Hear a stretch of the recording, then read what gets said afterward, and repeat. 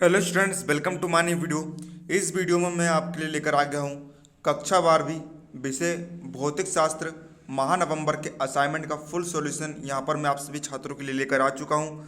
यदि आप इस वीडियो को देखकर इस असाइनमेंट में बताए गए सभी प्रश्नों के उत्तर को कर लेते हो तो आपको जो है इस असाइनमेंट इस विषय में 20 में से 20 अंक लेने से कोई भी नहीं रुक पाएगा। चलिए हम वीडियो को बिना किसी देरी के शुरू करते हैं। आप इस वीडियो के लिए लाइक के बटन जरूर से दबा देना। साथ ही चैनल पर नए हो तो चैनल को सब्सक्राइब कर लेना, क्योंकि हमारे चैनल पर आपको ऐसे ही शानदार वीडियोस सबसे पहले देखने को मिल जाते हैं। चलिए हम वीडियो को बिना किसी देरी के यहाँ पर शुरू करते हैं। तो छात्रों देखिए, सभी प्रश्नों को जो है हम बारीकी से समझते हुए चलेंगे, क्योंकि ये जो प्रश्न है आपकी वार्षिक परीक्षा की दृष्टि से भी काफ़ी महत्वपूर्ण है। आपको इनकी अच्छे से तैयारी कर लेनी है, अच्छे से समझ लेना है। तो देखिए, पहला क्वेश्चन आपको दे रहा है कि प्रत्यवर्ती धारा के श्रेणी परिपथ में केवल एक प्रेरकत्व, एक संधारित्र व प्रतिरोध के सिरों पर क्रमशः विभवांतर क्रमशः है ना 23 वोल्ट, 8 वोल्ट व 20 वोल्ट प्राप्त हुए हैं। यानी कि प्रेरकत्व का विभवांतर कितना है 23 वोल्ट, संधारित्र का विभवांतर है 8 वोल्ट और प्रतिरोध का विभवांतर है 20 वोल्ट। तो आपको ज्ञात करना है, इसमें ये सारी चीज़ें आपको जो है ज्ञात करनी है। तो आइए छात्रों, हम इसका जो है यहाँ पर हल देख लेते हैं। तो छात्रों, डिस्कशन जो है आपको इसके सभी विषयों का हल की लिंक भी दे दी गई है। ये आप जिस भी विषय का हल देखना चाहें उस विषय का हल उस लिंक पर क्लिक करके आप देख सकते हैं। तो देखिए, पहले क्वेश्चन में आपको जो है हम उसका पहला सवाल हल करेंगे। पहले सवाल में जो है आपको परिणामी विभवांतर आपको जो है ज्ञात करना है। तो देखिए, आपको हम सबसे पहले यहाँ पर जो है डिटेल लिख देते हैं। आपको देखिए, प्रेरकत्व आपको दिया गया है, प्रेरकत्व को हम दर्शा रहा है VL से। इसका मान आपको दिया गया है 23 वोल्ट, संधारित्र BC बराबर दिया है 8 वोल्ट और प्रतिरोध BR बराबर दिया है 20 वोल्ट। मैं अब आपको बताऊंगा एक न्यू ऐप के बारे में जो स्टूडेंट्स में काफ़ी जल्दी पॉपुलर होते जा रही है। चाहे कोई क्वेश्चन हो, कोई डाउट हो या कॉन्सेप्ट समझ ना आए, बोर्ड्स हो या जेईई नीट, पढ़ाई में कोई भी दिक्कत आ रही हो तो उसका सॉल्यूशन है फ्लो ऐप। अपने डाउट्स को किसी भी समय क्लियर करें इन दिस 3 इजी स्टेप्स। सबसे पहले इस ऐप को प्ले स्टोर या फिर ऐप स्टोर से डाउनलोड कर ले। अपने फ़ोन नंबर से इजीली साइन अप कर ले। अपने क्वेश्चन का पिक्चर ले या उसे टाइप करके सबमिट कर दे और फ्लो ऐप 60 सेकंड्स के अंदर में इंडिया के टॉप एक्सपर्ट से लाइव कॉल पर कनेक्ट कर देगा। आपके क्वेश्चन में आप कहना चाहते हैं कि बल्ब की पावर कितनी है। अगर बल्ब जो है वो 220 वोल्टेज पर ऑपरेट हो रहा है, राइट। इस बैटरी का जो वोल्टेज है वो आपको गिवन है 220। तो ये आपको सिंपल रिलेशन हो गया यहाँ पर। अब अगर कोई आपको और डाउट है तो आप बताइए। No sir, thank you. So guys, it's that simple. Have any question? Just ask Flow. इस ऐप का लिंक नीचे डिस्क्रिप्शन में है, so just now download flow. तो छात्रों देखिए, हम यहाँ पर जो है सिंपल से सूत्र लगाते हैं परिणामी विभवांतर का। तो देखिए, परिणामी विभवांतर V बराबर होता है करनी में VR का वर्ग प्लस यहाँ पर VL माइनस BC का होल स्क्वायर। तो देखिए, यहाँ पर जो है हम मान रख देंगे। तो देखिए, यहाँ पर करनी में हम अलग अलग करनी तोड़ लेते हैं इन दोनों के लिए। तो देखिए, यहाँ पर VR का मान है 20 वोल्ट, तो हमने यहाँ पर रख दिया 20 का वर्ग धन करनी में VL 23 माइनस BC का मान 8, 23 में से 8 घटा रहा है का वर्ग। अब देखिए, यहाँ पर करनी में 20 का वर्ग यहाँ पर कितना होता है 400 धन यहाँ पर करनी में 23 में से 8 घटाए 15 का होल वर्ग। यहाँ पर अब इन दोनों करनी को हम जो है मिक्स कर लेते हैं। तो करनी में 400 धन 15 का वर्ग होता है 225। 400 और 225 को जोड़े आ गया 625। और जो 625 होता है छात्रों, वह जो है हम 625 को इस प्रकार भी लिख सकते हैं। किस प्रकार से?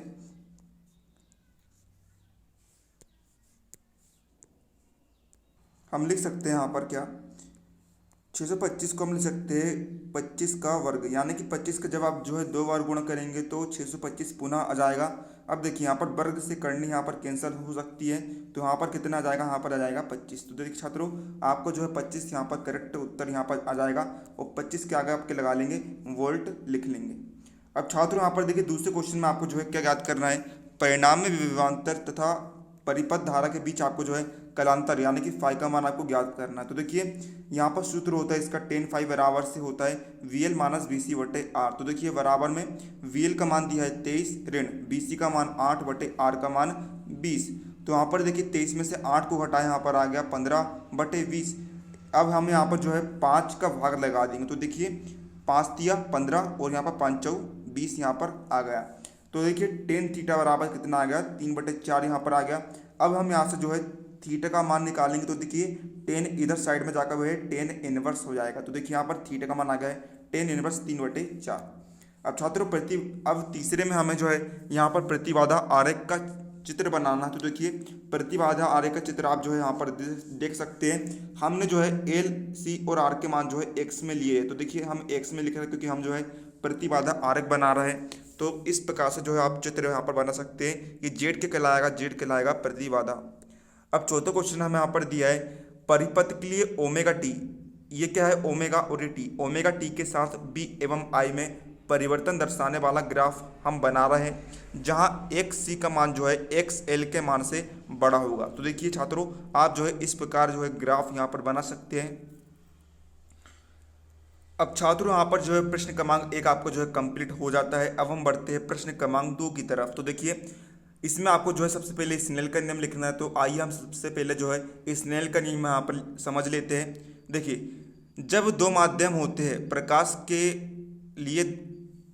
के अपवर्तन के लिए दो माध्यम होते हैं। तो देखिए किन्हीं दो माध्यमों और प्रकाश के किसी विशेष वर्ण या फिर रंग के लिए आपतन कोण का जो मान है, आपतन कोण की जया यानी कि साइन आई और अपवर्तन कोण की जया यानी कि साइन आर की जया का अनुपात जो होता है एक नियतांक होता है ना, किन्हीं दो माध्यमों के लिए है ना और प्रकाश के रंग के लिए। तो देखिए छात्रों यहाँ पर क्या कह रहा था, आपतन कोण की जया यानी कि साइन आई और अपवर्तन कोण की जया साइन आर का अनुपात यानी कि बटा क्या होता है नियतांक होता है, मतलब कि बराबर में नियतांक।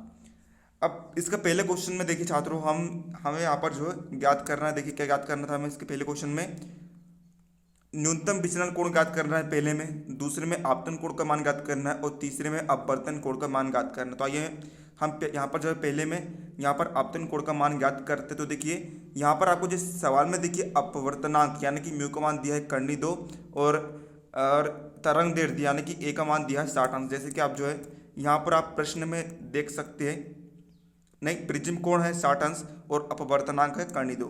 तो हम यहाँ पर जो है सिंपल सा सूत्र लगाएंगे कि यहाँ पर म्यू बराबर होता है साइन डेल्टा एम प्लस ए बाय 2, वाई में साइन ए बाय 2। तो हम जो है मान रख देंगे, यहाँ पर म्यू का मान है कर्णी 2 बराबर साइन डेल्टा एम प्लस ए का मान 60 अंश बटे 2 बटे साइन ए का मान 60 बटे 2। तो यहाँ पर देखिए क्या हुआ, कर्णी 2 बराबर साइन डेल्टा एम प्लस 60 बटे 2 बटे यहाँ पर जो है 60 में 2 का भाग लग गया तो यहाँ पर साइन 30 आ गया। अब देखिए यहाँ पर जो है जो साइन 30 है इनका तिर्यक गणा यहाँ पर हो जाएगा। तो देखिए साइन 30 जो है कर्णी 2 के गुणे में चला जाएगा बराबर ये जैसे का वैसा रहेगा। अब कर्णी 2 गुणित साइन 30 का मान होता है a/2। इसको जब आप हल करेंगे तो यहाँ पर आ जाएगा कितना, साइन 45 आएगा बराबर में जो है इसको जैसे का वैसा रख देंगे। अब देखिए यहाँ पर जो है साइन से साइन कैंसिल हो गया तो यहाँ पर आ गया 45 अंश बराबर से ये जैसा का वैसा। तो यहाँ पर देखिए हम फिर तिर्यक गुणा लगा देंगे। तो देखिए डेल्टा एम धन 60 का गुणा होगा 45 के बटे 1 से और 2 का गुणा हो जाएगा 45। तो देखिए डेल्टा एम धन 60 बराबर 45 दूनी 90। तो यहाँ पर देखिए हम न्यूनतम विचलन कोण यहाँ पर निकाल लेते हैं डेल्टा एम का मान, एम का अर्थ यहाँ पर जो है मिनिमम यानी कि न्यूनतम विचलन कोण बराबर 90, 60 का 95 कर दिए इस तरफ ऋण का 60 होगा तो 90 में से हमने 60 घटाए तो यहाँ पर आएगा 30 अंश। तो छात्रों ये आपका जो है इसका पहले क्वेश्चन का आंसर हो जाता है। अब इसका दूसरा क्वेश्चन हम यहाँ पर देखते हैं। इसमें जो है आपको आपतन कोण यानी कि आई का मान निकालना है। तो इसका सूत्र होता है ए धन डेल एम बटे 2। तो देखिए ए का मान है 60 धन डेल एम का मान हमने अभी ऊपर निकाला कितना आया है 30, तो हमने यहाँ पर रख दिया 30 बटे 2। तो देखिए 60 और 30 90 बटे 2, 90 बटे 2 45। तो आई का मान यहाँ पर आ गया 45 अंश। तीसरे में हमें जो है अपवर्तन कोण का मान निकालना है। तो हमने यहाँ पर सूत्र लगाया अपवर्तन कोण R बराबर a/2। तो देखिए ए का मान है 60 अंश बटे 2 तो यहाँ पर आ गया 30 अंश। तो छात्रों ये जो है आपका दूसरा क्वेश्चन भी यहाँ पर जो है पूरा सॉल्व यहाँ पर हो जाता है। अब हम यहाँ पर देखेंगे तीसरा क्वेश्चन आपको दिख रहा होगा, प्रकाशिक यंत्र की विभेदन क्षमता को समझाइए। दूरदर्शी की विभेदन क्षमता हम कैसे बढ़ा सकते हैं? एक तार से 6000 एंगस्ट्रॉम तरंग दैर्ध्य का प्रकाश आ रहा है। किसी दूरदर्शी के विभेदन की सीमा क्या होगी यदि उसके अभिदर्शक का व्यास 240 सेंटीमीटर है? तो आइए हम इसका भी सॉल्यूशन यहाँ पर देख लेते हैं छात्रों। तो सबसे पहले जो हमें विभेदन क्षमता की परिभाषा लिखते हैं। किसी प्रकाशिक उपकरण की विभेदन क्षमता जो होती है, दो वस्तु के मध्य की वह न्यूनतम दूरी होती है। जो दो वस्तु है उनके मध्य की वह न्यूनतम दूरी होती है जिस पर प्रकाशिक उपकरण द्वारा दोनों वस्तु के प्रतिबिंब यानी कि जो आयने हैं वे पृथक पृथक यानी कि अलग अलग रूप से बनाए जा सकते हैं, है ना। उसे हम क्या कहते हैं? विभेदन क्षमता कहते हैं। तो देखिए छात्रों, यहाँ पर जो है आपको, है ना, यहाँ पर आपको क्वेश्चन दिया गया था। क्या क्वेश्चन दिया गया था समझ लेते हैं। ये वाला जो है आपको क्वेश्चन यहाँ पर दिया गया था, तो इसे भी हम यहाँ पर हल कर रहे हैं। तो देखिए छात्रों, देखिए अभिदर्शक का व्यास डी का मान आपको दिया है 240 सेंटीमीटर, प्रकाश का तरंग दैर्ध्य डी लैम्डा का मान दिया है 6000 एंगस्ट्रॉम। इसे हम जो है सेंटीमीटर में बदलेंगे, तो इसके लिए हम करेंगे क्या? 6000 में 10 की घात ऋण 8 का गुणा कर देंगे। तो यहाँ पर देखिए, यहाँ पर हल करने पर यहाँ पर कितना आएगा? 6 × 10 की घात ऋण 5 सेंटीमीटर। अब आप सोच रहे होंगे कैसे आया? तो देखिए यहाँ पर आपको जो है 6000 यहाँ पर दिख रहा है। हमने इससे जो है 1000 को जो है अलग कर लिया, तो 1000 को हम क्या ले सकते हैं? 1000 को ले सकते हैं 10 की घात 3, ठीक है। तो 10 की घात 3 यहाँ पर हो जाएगा, और गुणे में क्या था? यहाँ पर गुणे में था 10 की घात ऋण 8। तो देखिए यहाँ पर 10 की घात ऋण 8, तो आधार समान है यहाँ पर 10 10, तो 10 हो गया। ऋण 8 आधार समान हो तो घात जो है जुड़ती है। तो देखिए ऋण 8 धन 3 कितना हो गया? ऋण का 5। तो देखिए इस प्रकार से जो है यहाँ पर आ जाएगा। अब विभेदन की सीमा हम यहाँ पर निकाल लेते तो देखिए इसका सूत्र है यहाँ पर 1.22 बटे लैम्डा बटे डी।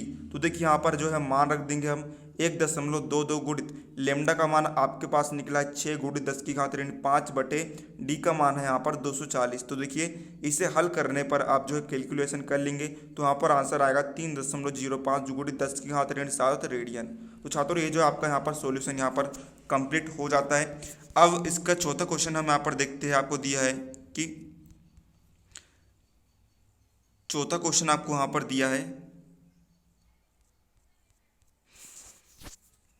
तो देखिए छात्रों चौथा क्वेश्चन में आपको जो है पहले आपको दिया है, तो इसका उत्तर होगा पहला का रेडियो तरंगें जो है चुंबकीय क्षेत्र में एमआरआई स्कैन में उपयोग की जाती है, और दूसरा एक्सरे का उपयोग जो है शरीर के आंतरिक अंगों के चित्र लेने के लिए किया जाता है। अब इन दोनों तरंगों में सबसे अधिक आवृत्ति किसकी है? एक्सरे तरंगों की है। कितनी होती है? 10 की घात 16 हर्ट्ज से लेकर 10 की घात 20 हर्ट्ज तक होती है। अब बी नंबर में जो इसका आंसर आप जो है देख सकते हैं 1 माइक्रोन अवरक्त तरंगे में आती है, 6563 एंगस्ट्रॉम दर से तरंगे में आती है, 820 एंगस्ट्रॉम परावैंगनी तरंगे में आती है, और 1 एंगस्ट्रॉम एक्स तरंगे में यहाँ पर आती है। अब छात्रों यहाँ पर जो है आपका चौथा क्वेश्चन भी कंप्लीट हो गया है, ठीक है छात्रों। अब छात्रों कई सारे जो छात्र जो है कमेंट करते हैं कि हमें जो है पीडीएफ उपलब्ध कराई हो। तो देखिए छात्रों यदि आपको जो है पीडीएफ इसका डाउनलोड करना है तो आपको जो है टेलीग्राम चैनल की लिंक वीडियो की डिस्क्रिप्शन में आपको दी गई है, उस लिंक पर क्लिक करके आप हमारे टेलीग्राम चैनल को सब्सक्राइब कर लीजिए।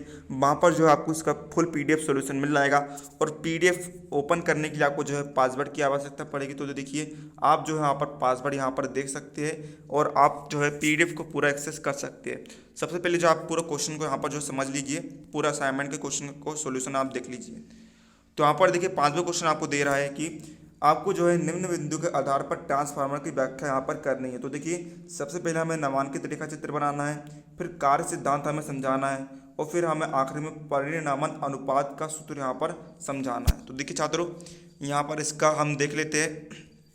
सबसे पहले देखिए आप जो है इस प्रकार से नामांकित चित्र बना लेंगे। ट्रांसफार्मर के 2 भाग होते हैं, पहला होता है ऊंचाई ट्रांसफर, दूसरा होता है अपचाई ट्रांसफर। तो देखिए हमने जो है दोनों की चित्र यहाँ पर बना ली है। आप इसका स्क्रीनशॉट लेकर अच्छे स्पष्ट नामांकित चित्र बनाएंगे। जितने भी मैंने आप पर आपके लिए असाइनमेंट में चित्र बनाया हूँ सब आपको जो है बहुत ही नीट एंड क्लीन बनाना है। अब दूसरा भाग हम यहाँ पर देखते हैं, इसमें आपको जो है कार्य सिद्धांत समझाना है। तो देखिए इसका उत्तर आप देख लीजिए। जब प्राथमिक कुंडली में प्रत्यावर्ती धारा स्रोत से धारा प्रवाहित की जाती है तब धारा के प्रत्येक चक्कर में नर्म लोहे की क्रोड एक बार एक दिशा में तथा दूसरी बार दूसरी दिशा में चुंबकित होती रहती है। चूंकि द्वितीय कुंडली भी इसी क्रोड से जुड़ी हुई है अतः क्रोड के बार बार एक दूसरी दिशा में चुंबकित होने के कारण चुंबकीय फ्लक्स में लगातार परिवर्तन होता रहता है। इस प्रकार विद्युत चुंबकीय प्रेरण के प्रभाव द्वारा द्वितीयक कुंडली में विद्युत वाहक बल उत्पन्न हो जाता है एवं इसकी आवृत्ति वही है जो प्राथमिक कुंडली में होती है। माना आप जो इस पूरा ये सब पूरा लिख देंगे और इस प्रकार भी आप जो है लिख देंगे, फिर आप ये लिख देंगे और आखिरी में जो है परिणामान अनुपात का सूत्र आप लिख देंगे EP/ES बराबर NP/NS। तो छात्रों ये था आपका है ना, ये सूत्र जो है ट्रांसफार्मर का सूत्र कहलाता है। और आखिरी में जो है EP/ यहाँ पर आप थोड़ी सी मिस्टेक हो गई, देखिए आप लिख के लिखेंगे यहाँ पर EP/ES लिखेंगे और यहाँ पर NP/NS बराबर R, यही ये जो R है उसे हम कहते हैं परिणामन अनुपात कहते हैं। तो छात्रों ये था आपका क्लास 12 फिजिक्स के असाइनमेंट का फुल सॉल्यूशन। उम्मीद है आपको वीडियो हेल्पफुल लगे तो वीडियो लाइक कर देना, चैनल पर नए हो तो चैनल को सब्सक्राइब कर लेना। मिलते हैं अगले किसी नए वीडियो में, तब तक के लिए जय हिंद जय भारत।